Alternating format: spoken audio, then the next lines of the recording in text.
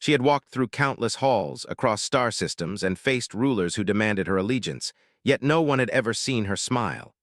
Her name carried weight, not warmth. People spoke of her as the woman who would never marry, who would never give her heart, who would never bend to the softness of love. In her world, love was a distraction, a dangerous weakness that could unravel the best-laid plans.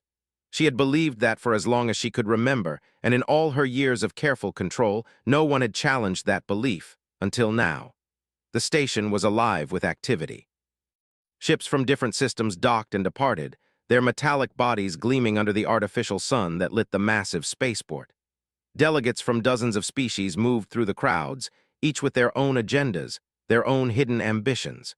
She observed all of it from a raised platform, standing in the quiet shadow of her attendants. Her eyes, sharp and calculating, scanned the throng. Diplomacy had become a game she played well, and she had always won. She could read every gesture, every glance, every subtle shift in posture that revealed fear, desire, or deception. Yet today, something stirred in her chest that she could not name. It began when he walked into the room. He was human. She had seen humans before. They were weaker than most species in strength, slower in reflex, and their bodies far less imposing. Many dismissed them as fragile, unremarkable, insignificant in the greater galactic scale. But he carried himself differently. He moved through the crowd with a quiet confidence, neither seeking attention nor shying from it. His eyes were calm and observant, his posture relaxed, his presence unassuming yet undeniably grounded. He did not command the room, but somehow he changed it simply by being in it. People gave him space without knowing why. And when their eyes met, she felt something she had never felt before, a flicker of curiosity and something more. She tried to dismiss it, to turn her attention back to the speeches, the discussions, the endless stream of power plays. But when she glanced again, he smiled. It was small, almost imperceptible, but it reached his eyes. There was no agenda in it, no political calculation, no attempt to charm or impress. It was simple. It was honest. And for reasons she could not understand, her own lips curved into a smile without permission. The sensation startled her. She had never allowed herself to smile without control, and now, in the midst of countless observers, she had betrayed herself in the tiniest, most human way. Her attendants noticed, of course, and they stiffened. Smiling in public was a serious breach for someone of her stature. Some of the younger aides whispered to each other, trying not to be seen. Diplomats shifted uncomfortably, unsure if this indicated weakness, amusement, or madness. But she could not stop herself from watching him, from feeling the unnameable pull toward him. There was something about him, something entirely human, that did not fit into her carefully constructed world. And yet it called to her. The human approached, moving with the ease of someone who had learned to survive without dominance or force.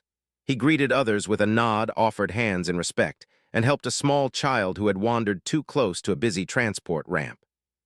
She saw him lift the child into safety, his own body at risk, and in that moment she realized she had never truly seen a being act without self-interest. Her people valued power, influence, and control above all else. Actions were rarely pure. They were calculated, measured, and used as tools. Yet here was a human acting for no gain, for no recognition, for no reward. And he did it naturally, as if it were the simplest truth of existence. She began to follow him with her eyes as he moved through the crowd, noting how others responded to him. He did not command fear, nor did he inspire awe, yet those around him instinctively respected him. There was no arrogance, no entitlement, only a steady, unwavering humanity that drew attention without effort. She had read countless reports about human psychology, studied their biology, and even witnessed them in distant colonies. But nothing in her studies could explain the way this one human seemed to anchor the room, to pull the attention of others simply by being. Her heart, something she had long considered irrelevant, beat faster, and she hated that she noticed it. The speeches began, political leaders taking turns to announce new alliances and trade agreements. Her mind, trained for centuries in the art of strategy, should have focused on the words, the implications, the hidden threats in every sentence. But she found her gaze drifting back to him. He listened intently, yet he also observed the people around him. When someone tripped over a cable, he caught them. When a dispute arose over seating arrangements, he intervened gently, mediating without showing superiority. He acted without thinking of consequence, without calculating advantage, and she felt an unfamiliar warmth stir in her chest. One of her attendants leaned closer, whispering in a careful tone that she should remain composed.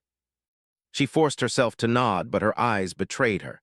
She could not tear them away from the human, and she could not understand why. It was not his appearance, not his stature, not even his words that drew her. It was something more subtle, something invisible, something that spoke to a part of her she had long denied existed. For the first time, she realized that her carefully maintained walls were not as impenetrable as she had believed.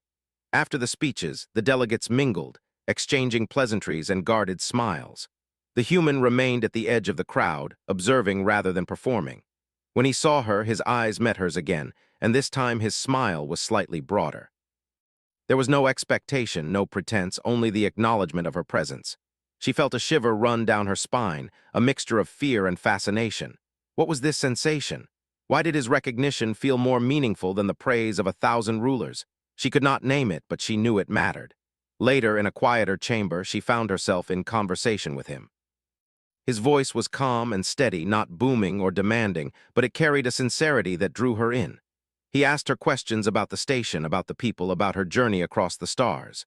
She answered carefully, as she always did, measuring every word. Yet with him, the words felt lighter, almost effortless. He did not pry, he did not challenge, and yet he saw her. He saw beyond the protocols, beyond the armor of duty and logic, and for reasons she could not articulate, she felt exposed, and not in a way that frightened her, but in a way that intrigued her. Hours passed, yet she could not stop noticing him. When he helped an injured technician, when he politely declined a bribe offered by a less scrupulous delegate, when he simply smiled at a curious child, she felt something awaken within her. It was a mixture of admiration, respect, and an emotion she had long denied herself, hope. Hope that perhaps there was more to existence than power and duty. Hope that the heart, so often treated as a liability, could be a source of strength, and most unexpectedly, hope that she herself could feel it. As the day ended, the human prepared to leave the station. She observed him one last time, standing near the docking bay, calm, composed, and entirely human. He did not glance back, he did not offer a final flourish or bow, yet in that moment she realized something profound. He had changed the way she saw herself. The walls she had built were not invincible. Her heart, long thought to be irrelevant, was capable of stirring. She smiled again, this time fully aware of it, and for the first time she wondered what it would be like to let someone see her completely. Not as a ruler, not as a strategist, not as a legend, but simply as a woman. And in that fleeting, quiet smile, she acknowledged the truth she had never admitted aloud. She had begun to understand the impossible idea of love. Not love as her people defined it, a weakness, a distraction, but love as humans lived it, action, choice, and the courage to see the world through another's eyes. And as the human disappeared into the crowd, leaving only the faint hum of departing ships behind him, she realized that everything she had believed about herself, about life, and about her heart was about to change. For the first time, she did not feel alone. She could not stop thinking about him. His presence lingered in her mind like a soft light she had never noticed before. She walked through the station, spoke with advisors, and observed the bustling crowds, yet every sound, every gesture, every movement seemed to lead her thoughts back to the human. She had always considered curiosity dangerous. It distracted from reason. It distracted from duty. Yet this curiosity was different. It was not about power, politics, or ambition. It was about him and about something inside herself that she had never understood. Days passed, and he remained on the station. She watched him as he moved among the people, quietly helping, listening, noticing. He did not flaunt his abilities, nor did he seek approval. A child had dropped a small mechanical toy, and he had bent down to pick it up, handing it back with a smile. A merchant had accidentally spilled a crate of supplies in the corridor, and he had paused to help pick them up without complaint. Small acts, almost unnoticed by others, yet they spoke louder than any speech or decree. Her attendants grew concerned. They whispered that she should not allow herself to be distracted, that her people would see her actions as weakness. She ignored them. She could not explain why, but each time she saw him act, her chest tightened with a feeling she had never known. Her heart, long considered a useless organ, seemed to pulse with a new rhythm. She was aware of it, yet she did not resist. The human was patient. He never rushed, never demanded, never looked down on anyone. When he approached her during a formal dinner, he did not speak with flattery or ceremony. He simply nodded and asked if she was well. There was no hidden meaning, no agenda, no expectation. And in that moment, she realized that she had never been spoken to like this before. Every other person she had met treated her either as a tool, a prize, or a challenge. But he treated her as a human being, and that simple truth unsettled her. As the evening progressed, a problem arose in one of the station's docking bays. A small vessel had malfunctioned, and its crew was trapped inside. Other delegates were concerned about the political embarrassment, but he moved immediately. Without waiting for approval, he ran toward the bay, pulling tools from the maintenance supplies and coordinating with engineers. She followed at a distance, intrigued and unsettled. He worked quickly and efficiently, yet he also showed care. He ensured the crew was calm, spoke gently to frightened passengers, and reassured the station's staff. When the hatch finally opened and the crew stepped out safely, he did not pause for praise or recognition. He simply stepped back, breathing heavily, and looked around as if nothing extraordinary had happened. She felt her chest tighten. The human had risked nothing extreme, yet in their world, it was enough to demonstrate courage, compassion, and intelligence combined. Her people valued strategy and calculated risk above all else. But what she had witnessed was different. It was a kind of courage that did not demand attention, a kind of intelligence that did not boast, and a kind of care that did not depend on reward. She found herself drawn to him again the following day. He was speaking with the station's inhabitants, listening to complaints, helping solve minor problems, and encouraging cooperation among different species. She noticed the respect he inspired, not through dominance, not through fear, not through power, but through human qualities that her people rarely valued: patience, empathy, and honesty. He did not order others to follow him, they chose to. And that, she realized, was a kind of strength she had never seen before. She observed him from a balcony, hidden behind a column. The sun of the artificial star cast long shadows, and she could see his profile clearly. He bent down to help a worker who had dropped tools. He comforted a frightened animal whose cage had broken. He smiled at an elderly delegate who seemed lost in the crowd. Each small action accumulated into a quiet pattern of kindness and competence. She felt drawn to it in a way that terrified her. She had always been careful, always calculated, always in control. But he was a force she could not measure, predict, or contain. During a private moment, she finally approached him. The station had grown quiet at this hour, the hum of machinery and distant chatter filling the background. She walked past the attendants, past the guards, and stood before him. He looked up, calm and steady, and smiled as if he had expected her. "You work differently than others," she said, her voice softer than she intended. He tilted his head, considering her words. "I try to do what is right," he said simply, "even if it is small, even if no one notices. What matters is the life around you, the people who rely on you. If I can help, I will. That is enough." Sometimes strength came from the quiet courage to care, to act without expectation, to do what is right even when no one watches. The human did not speak of politics, alliances, or influence. He spoke of simple things: how he had grown up on a distant colony, how people there helped each other without concern for rank, how small acts could change lives. She listened, captivated. His words were not grand, but they resonated. They revealed a worldview so alien yet so profound that she found herself questioning everything she had believed. Days turned into weeks, and she watched him continue his work. He healed injuries, solved conflicts, and calmed fears. He risked himself not for glory, not for power, not even for gratitude, but simply because it was right. Her people had never understood this. In their society, actions were always measured by reward or consequence. Yet he operated outside that calculus, guided only by empathy, reason, and human instinct. She began to understand that humans had a type of courage that transcended politics, power, and fear, a courage that could inspire others simply by being true to themselves. Her smile returned frequently now, unbidden, a reflection of the quiet admiration she felt. She had never smiled so freely before, and she did not try to hide it. Her attendants noticed, but they said nothing. They could see the change in her, the subtle shift in posture, the softening of her expression. She had begun to feel something new, and it terrified her more than any enemy ever had. One evening, as the artificial sun of the station dimmed to simulate night, she found herself walking beside him in the quiet corridors. They spoke little, but each word carried meaning. She observed the human, his steady hands, his calm gaze, the way he moved without hurry, the way he acknowledged every person he encountered. She realized she was learning from him, not about strategy, not about power, but about life, about strength, and about the possibility of love.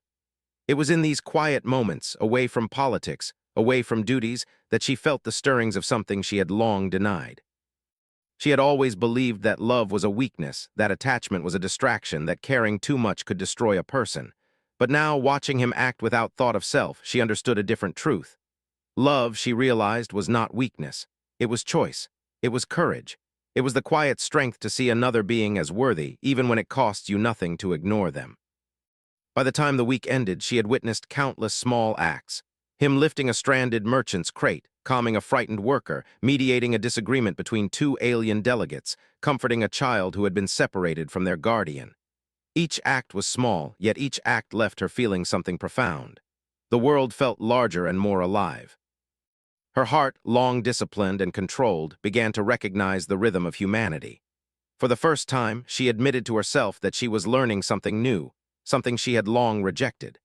She was learning that humans, through their empathy, their courage, and their actions, could inspire even the most disciplined and rational among her people. And she knew, deep within her chest, that this understanding would not leave her unchanged. She did not speak of love, did not admit that she was captivated, but she smiled more freely, laughed quietly at small observations, and felt a curiosity that had nothing to do with power or strategy. She was beginning to see the world differently, and she was beginning to see herself differently. The human had done something remarkable. He had shown her a new path, a new way to live, a new way to understand strength. And though she would not say it aloud, she knew that she would follow this path, that she would observe him, learn from him, and perhaps, one day, understand fully the feeling that now stirred within her, a feeling that was powerful, terrifying, and entirely human. For the first time, she allowed herself to hope. The station had never seemed so calm and orderly. Ships docked with precision, people moved along assigned paths, and the artificial sun reflected on polished floors. On the surface, everything appeared normal, but she could feel it in her chest, the subtle tension that always precedes trouble. She had spent her life reading signs, detecting threats before they arrived, and predicting disasters. Today, something whispered that chaos was coming. The human, unaware of the unease that rippled through the upper tiers of the station, was moving among the inhabitants. He smiled at a merchant struggling to lift a crate, adjusted the controls of a hovering cart that had malfunctioned, and reassured a small group of children who had wandered too close to a docking ramp. His actions were deliberate, calm, and steady, as though no emergency could shake him. She watched him from a distance, feeling a mixture of admiration and worry. She had begun to care for him, though she refused to admit it even to herself. The first signs came in the form of distant tremors. The station shook slightly, so subtly that most people ignored it. But she felt it immediately. Her instincts were sharper than any sensor.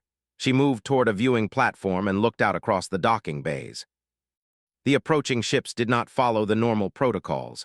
Their movements were irregular, their shapes unfamiliar.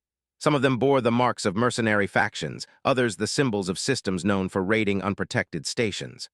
Alarm sirens began to wail, low at first, then rising in pitch. The crowd shifted, some panicking, some frozen in disbelief. Delegates ran to their assigned positions, calling for guards and security forces. She felt the surge of adrenaline familiar from countless political conflicts. But this was different. This was real danger, not negotiation or strategy. And for the first time, she did not feel confident that her meticulous plans could control the outcome. She saw the human immediately. He had paused, assessing the situation calmly.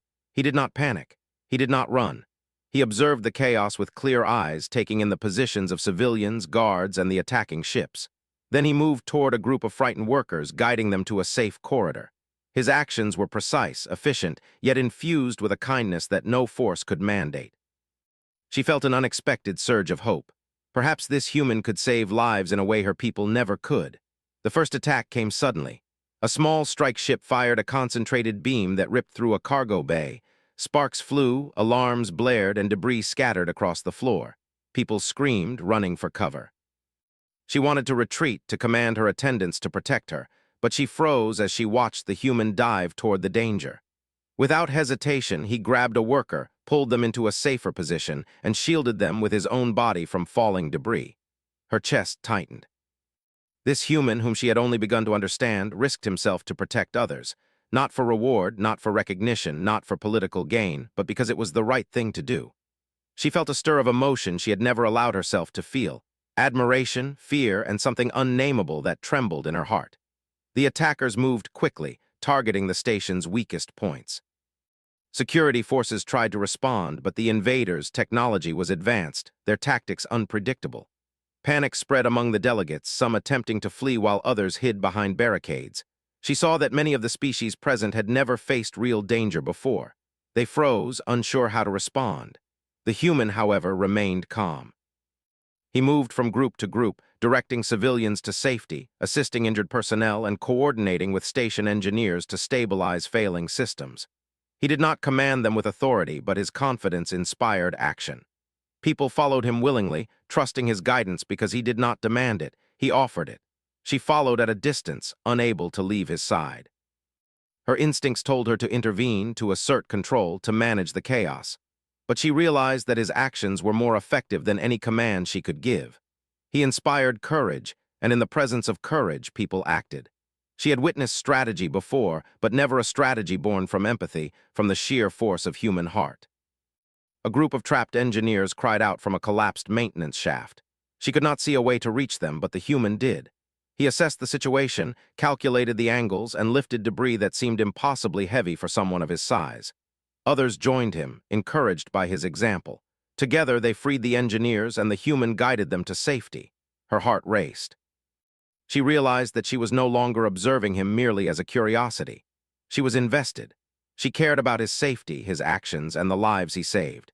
And she understood with a clarity that frightened her that she had begun to feel the first stirrings of love, not the faint, theoretical love her people discussed, but the real, dangerous human kind.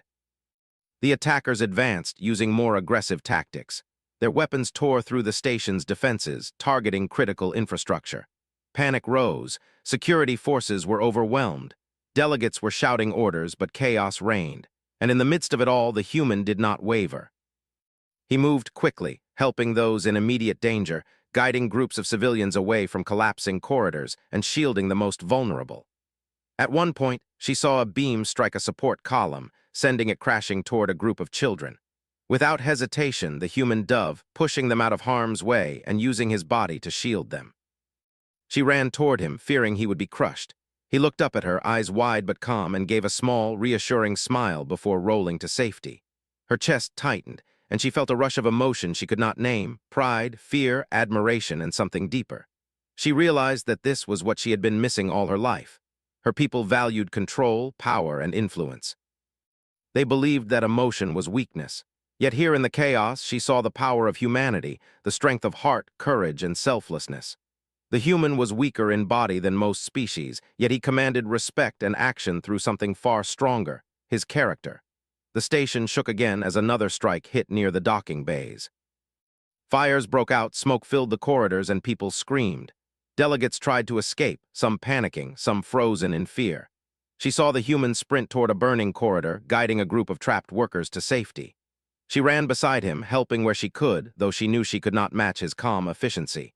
As the attacks continued, she witnessed something extraordinary.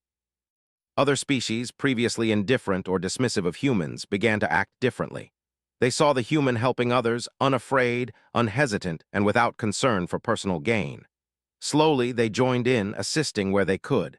The human's courage inspired courage in others. His actions created a ripple effect, and the station began to stabilize, not because of weapons or strategy, but because one human had chosen to act with compassion and bravery. She realized that she had underestimated humans. They were not the weakest species, as many believed. Their strength lay in their heart, in their willingness to act for others, even when it came at personal risk. She felt something stir in her chest, a deep, growing respect for this human and for the people he represented. The crisis reached its peak when a section of the station threatened to collapse entirely. Emergency protocols were failing, and security forces were stretched thin. She looked around in desperation, trying to find a solution. And then she saw him, standing at the edge of the danger, calculating the risks and moving to stabilize a failing structural system. He called to others, directing them calmly, assigning tasks with clarity and trust. People followed him, inspired by his calm determination. She knew she had to act. She could no longer stand back. For the first time in her life, she chose to step beside someone, not above them. She moved quickly to assist, following his lead rather than issuing orders. Together, they coordinated the rescue of trapped civilians, stabilized critical systems, and mitigated further damage. She felt her heart racing, her body alive with purpose and a connection to him that went beyond admiration. When the last civilian was safe, the attackers retreated. The station had suffered damage, but lives had been saved. She stood among the debris, smoke, and chaos, looking at the human. He was exhausted, dirtied, but smiling faintly, as if the events had been nothing extraordinary. She approached him, feeling a warmth she could no longer deny. You saved them," she said, her voice trembling slightly. "All of them, without thought of reward, without hesitation." I have never seen anything like this," she admitted. "I thought strength was power, I thought courage was dominance, but you have shown me something else. People survive, people thrive, people inspire each other because someone chooses to act with care. That is the strongest thing I know." There was power in the human way, the courage to act, the willingness to protect, and the honesty to face danger without pretense. And in that understanding, she felt something awaken in her chest, a quiet, steady feeling that had nothing to do with politics or power. The human turned toward her, brushing dust from his uniform. "Are you all right?" he asked gently. She met his gaze, and for the first time she smiled without reservation. "Yes," she said, the single word carrying more truth than any speech she had ever given. "Yes, I am all right, thanks to you." For the first time, she did not feel invincible or untouchable. She felt alive, and she knew without doubt that her life, her beliefs, and her heart would never be the same again. The station was quiet now. Fires had been extinguished, debris cleared, and the wounded treated. Delegates moved cautiously through the corridors, their faces marked with exhaustion and unease. The attack had ended, but its impact lingered. She walked through the halls, observing the aftermath with a mix of relief and contemplation. Lives had been saved, systems had been preserved, and the station was still standing. But she knew that the true test was not over. The delegations had gathered in the central chamber, where leaders would assess the damage, assign responsibility, and reaffirm alliances. Her attendants whispered reminders of protocol, urging her to maintain composure, to present strength, to show that she remained untouchable. But her mind was elsewhere. She thought of the human who had risked his life without hesitation, without expectation, without concern for reward. She realized that she could no longer see the world as she once had. The chamber was filled with tension. Other species began questioning the station's security, some blaming weak leadership, others demanding reparations. The air was thick with accusation, fear, and political maneuvering. She could hear the whispers around her, the subtle attempts to manipulate, to intimidate, to regain control. It was all familiar, yet meaningless compared to what she had witnessed. She had seen the true strength of the human heart. She had seen courage, empathy, and selflessness in action. And she understood that no amount of power, status, or authority could surpass it. The human moved among the delegates, helping where he could, speaking quietly and listening carefully. He did not demand attention, but he inspired it. Other species watched him, curious and cautious, noticing that humans could act decisively, selflessly, and effectively even under extreme pressure. His example had shifted perceptions. Strength, it seemed, was no longer measured by size or rank alone. When a representative from a powerful faction approached her, speaking with thinly veiled accusation, she felt the old urge to respond with strategy, with words designed to control and dominate. But she hesitated. She had seen the human in action, and she realized that manipulation and posturing were meaningless compared to integrity and courage. Instead of responding with sharp words, she listened, observed, and considered the true priorities, the safety of the people and the lessons learned from the attack. The faction leader frowned at her silence. "Are you not going to defend your station?" they asked. "Are you not afraid to appear weak?" In that moment, she understood that leadership was not about control alone. It was about courage, judgment, and the willingness to act for others even when it comes at personal risk. Her gaze fell on the human who had paused near a group of civilians. He was speaking gently, explaining evacuation procedures and ensuring that no one had been left behind. She felt a deep sense of admiration and something more profound, a connection she could not yet name. For the first time, she understood that her feelings were not weakness, not distraction, but a source of clarity and strength. The political pressure intensified. Other delegates demanded that she form alliances, marry into powerful families, and secure her station through tradition and obligation. Her people believed that love, attachment, and emotion were liabilities. Yet she remembered the human, who had acted not for obligation but out of choice and courage. She realized that true strength included the freedom to choose, the willingness to act for others, and the capacity to care deeply. She stood before the assembly, her posture composed yet open, her eyes steady. "I have considered your demands," she said. I understand the importance of alliances, tradition, and strategy. But the events of the past days have shown me something important. True strength lies not in power alone, but in the courage to act, in the willingness to protect life, and in the honesty to choose what is right. We have faced danger together. We have seen courage in unexpected forms. I will not marry for convenience. I will not make decisions based on fear or obligation. I will act for the good of our people, guided by integrity, empathy, and the example I have witnessed. And I choose to stand with those who demonstrate true courage, no matter their origin. The political machinery that had once dominated her life seemed insignificant compared to the clarity she now felt. She had observed the human in action, and he had shown her the power of choice, compassion, and courage. Her heart, once guarded and disciplined, now recognized its capacity to feel, to respect, and perhaps even to love. After her declaration, she sought the human. She found him in a quiet corridor, tending to minor repairs with a few volunteers. He looked up as she approached, and his expression was calm, expectant, and patient. She hesitated, considering her next words carefully. Then she spoke honestly and without pretense. You have changed the way I see everything," she said. "I have always believed that strength was control, power, and strategy. But I have witnessed your courage, your care, and your willingness to act for others without expectation. I realize now that strength is more than force. It is heart, action, and choice. And I choose to follow that example." She had never been so certain of anything. "I will act for what is right," she said, voice firm yet gentle. "And I will stand with those who choose courage over fear, empathy over calculation, and action over words alone. Free from the expectations of tradition and politics. Free to act, to care, and to follow her heart. And in that freedom she felt a connection to the human that went beyond admiration. It was respect, trust, and a quiet recognition of the power of the human spirit. Over the following days, she worked alongside him and others to rebuild the station. The damage from the attack had been significant, but the community had rallied. Civilians, engineers, and even delegates contributed, inspired by the human example. She coordinated efforts not through fear or authority, but by guiding, supporting, and encouraging those around her. She realized that leadership was not about commanding obedience. It was about inspiring action, fostering trust, and helping others realize their own strength. Her people began to notice the change. Advisors whispered that she was different, that her demeanor was warmer, her decisions more compassionate, and her leadership more effective. They recognized that her choices had shifted not because she had gained power, but because she had embraced something far greater: empathy, courage, and the willingness to act with integrity. She often found herself watching the human as he moved through the station. He did not seek her attention, did not expect reward, and did not demand recognition. He acted because it was right, and through his example, others learned to act as well. She felt admiration, respect, and a growing warmth she could not yet name. She had always thought she could control her emotions, yet now she welcomed their presence.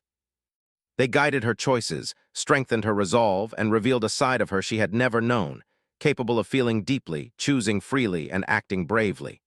One evening, she walked with him through the station's upper corridors. The repairs had begun, and the hum of activity was a quiet reassurance. The stars outside the observation windows stretched infinitely, a reminder of the vastness of the galaxy and the fragility of life within it. She spoke quietly, reflecting on the events of the past days. "You have shown me courage," she said. "You have shown me that strength is not measured by force or dominance, but by action, care, and choice. I have learned from you, and I am grateful." She felt clarity, purpose, and a quiet joy that came from understanding the true nature of strength. She had witnessed humanity at its finest, and it had changed her forever. In the days that followed, the station continued to recover. Political pressures remained, alliances were renegotiated, and traditions persisted, but she moved through these challenges with a new perspective. She made choices based on integrity, courage, and empathy, rather than fear, calculation, or expectation. She had learned that leadership could be compassionate, decisive, and inspiring all at once, and she often found herself watching him. The human who had risked everything, who had acted with courage and care, who had inspired her and others simply by being true to himself. She did not speak of love yet, but she felt it stirring, a quiet, steady feeling that warmed her chest and gave her strength. She knew that her path had changed forever, guided by his example and the lessons she had learned from humanity. She understood now that love, courage, and empathy were not weaknesses. They were power. They were strength.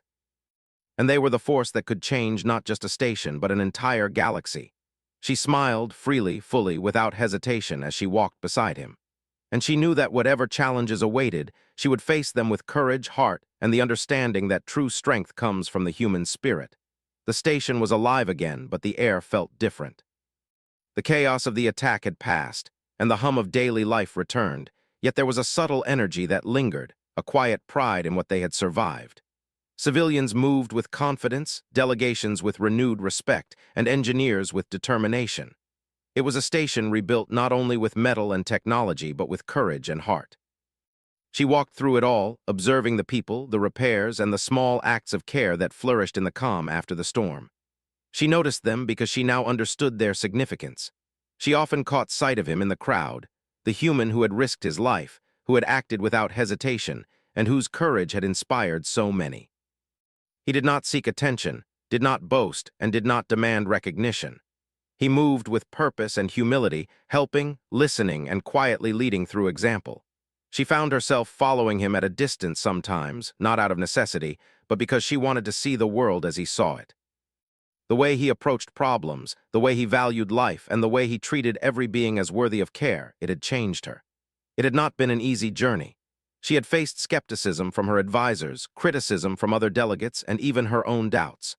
Her people had expected her to marry for power, to maintain alliances, to act strategically and without emotion. Yet she had resisted, guided not by ambition or fear, but by the quiet lesson the human had taught her, that true strength lies in courage, empathy, and choice. One evening, the two of them walked along the observation deck, the vast expanse of stars stretching endlessly before them. The artificial sun dimmed to simulate night, casting a soft glow across the polished floor. The human walked steadily, hands behind his back, his gaze on the stars.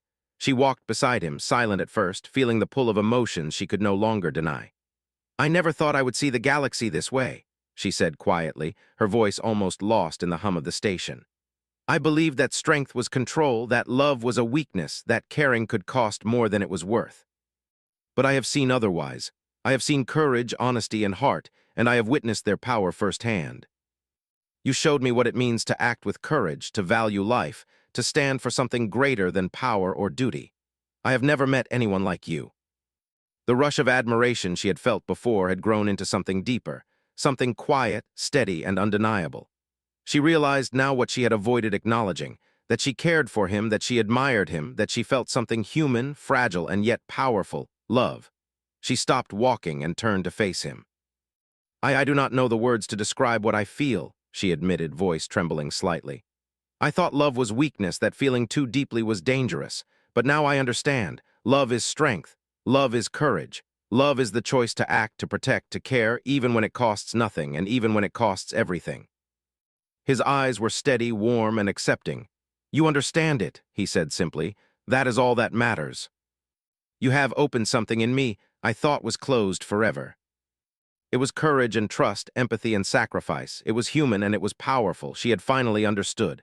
"Do you feel the same?" she asked quietly, her voice soft, almost afraid.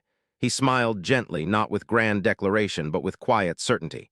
"I care for you," he said simply. "Not because I am expected to, not because it benefits me, but because I see who you are. I respect you, admire you, and I am grateful for the chance to walk beside you." It was a small gesture, yet it carried more weight than any decree, alliance, or speech she had ever known. She felt the strength in his grip, the steadiness of his presence, and the warmth of connection. She understood now that love was not about possession or expectation. It was about recognition, support, and shared courage. They walked together along the observation deck, talking quietly about the station, the galaxy, and the lessons they had learned. She shared thoughts she had never revealed, admitting fears, doubts, and hopes. He listened patiently, responding with care and thoughtfulness. Each conversation, each shared moment, strengthened her understanding of love, trust, and humanity. Over the following weeks, they continued to work side by side, guiding the rebuilding of the station and ensuring the safety and well-being of its inhabitants. She observed how his actions inspired others, how small gestures of care rippled through the community, encouraging cooperation, empathy, and courage. She felt a deep pride, not in herself alone, but in the collective strength of those who had acted bravely and selflessly. She also recognized the profound impact the human had on her own life. He had challenged her beliefs, inspired her choices, and opened her heart to feelings she had long denied. Through him, she had learned that leadership was not about control alone, but about courage, compassion, and integrity. She had learned that strength could be measured in deeds, not power, in heart, not status, in choice, not obligation. One quiet evening, they stood together at the top of the observation deck, gazing at the stars stretching endlessly across the sky. She felt a profound sense of peace. She had faced danger, witnessed courage, and discovered love, not in the way she had been taught, but in the way humans lived it, freely, honestly, and bravely.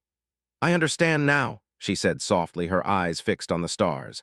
"Love is not weakness, it is strength, it is choice, it is courage. And it is worth everything. And I care for you," he said simply. "I respect you, admire you, and I am grateful for the chance to share this path with you." Love was not a distraction, it was the greatest strength of all.